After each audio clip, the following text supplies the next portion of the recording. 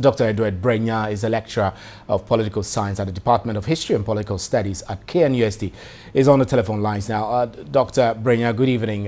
Thanks again for joining us. I know we spoke to you earlier this afternoon on radio, but just to put it straight to our television audience, after the Vice President visited Ashanti region, Nana Akufo-Addo also visited his stronghold, and now after President has visited his stronghold of Volta Region, Nana Akufo-Addo is visiting there from Monday. So what is the game plan among these two parties from the way you see it? Oh, very serious. Good evening to the listeners on Tuesday. I think one thing is clear. It is to point to the fact that two political parties feel that the decision about 2016 election is already taken. These parties realize that they need to sort of obtain some amount of support from the stronghold of their opposition parties, and they also see the importance of trying to reach out to individuals both at their own strongholds and the strongholds of their opponents. As you rightly said, immediately after the Vice President came to Ashanti region, you had Nana Addo coming back to Ashanti region. NDC is targeting between 1 million to 1.5 votes in the Ashanti region. And therefore, when the Vice President left, it was Nana's turn to come back to make sure that he reconnect with his supporters so that he does not allow NDC to get the required or the targeted number of votes. And the same thing is happening now, and NPP is targeting about 30% of votes in the Volta region. They are looking at about 3 seats in the Volta region. The president was in the Volta region. We saw the massive support that the president pulled while in the Volta region, and that poses a threat that Nana has to go back to make sure that he is reconnecting to the people so that at least to a high level, a certain extent, he can't break down the support. He can reduce the support and be able to galvanize some support within the region. So it is clear, these parties know that they need support from their opponent's camp, and at the same time, they need to solidify their support within their own camp as to be able to win the election. But Dr. Brenya, won't you describe that as nerves from the two political parties, that perhaps they're all jittery and trying very nervously to hold on to the last votes they can get in their strongholds? Absolutely, absolutely. Right now, it is clear to them that the decision, December 7th election, there's no clear-cut assurance that one party has won the election. All of them still feel that they need to do extra.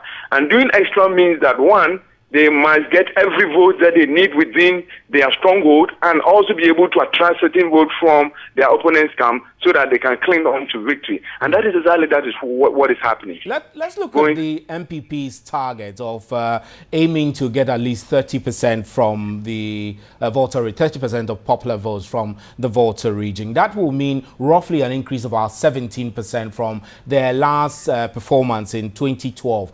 Do you think this is possible to achieve 30% of popular votes in Volta region?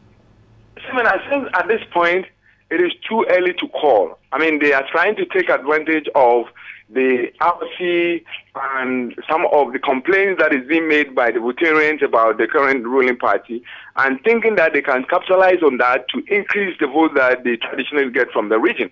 Whether or not they'll be able to get the 30% as they claim is too early to call. But I think at this point what the parties are doing is that they need to increase their vote, and doing that requires that they connect with the people, and that's why they are moving back and forth from one stronghold to the opponent's stronghold. Now, in addition to that 30% target of popular votes, they are also eyeing 3 parliamentary seats in the region. The last time the party had a seat in Volta region, really, they had in Kwanta North. So when we look at the 3 seats, is it something that you would say is overly ambitious, or you would think is fair to aim at 3 seats? I think it is somehow overly ambitious, but as I said, I don't know what they know. I don't know why they think they'll be able to get 3 seats. It is too early for anyone to draw a conclusion. Okay. But whether or not they are able to get the 30% of the 3 seats that they are aiming at will depend on their campaign from now to December 7th. Now, the NDC is also going back there to the Volta region. Over the past few months, there have been a number of agitations within the Volta region, which is the stronghold of the NDC. There have been concerns with lack of infrastructural developments. There have been demonstrations regards to roads and all of that. So what do you think the NDC needs to do to ensure that these agitations will not affect the high turnout it gets usually on election days? I don't think the NDC need to do is what the president did. Going back, reconnecting with the people, letting the people still feel important as it has to do with the president's ability to win the election. Going back to them, telling them, I still have you at heart. I still want to do much as I promised, that developmental projects, many of which the president commissioned while he went there, at least as a means of proving to them that I've never forgotten you. I still trust on you, and I still, need you, the kind of support that you've given in the past, that without you, I can't make it. And it's not just because I want your vote, but I'm really, really trying to connect with you so that I do the best that I can.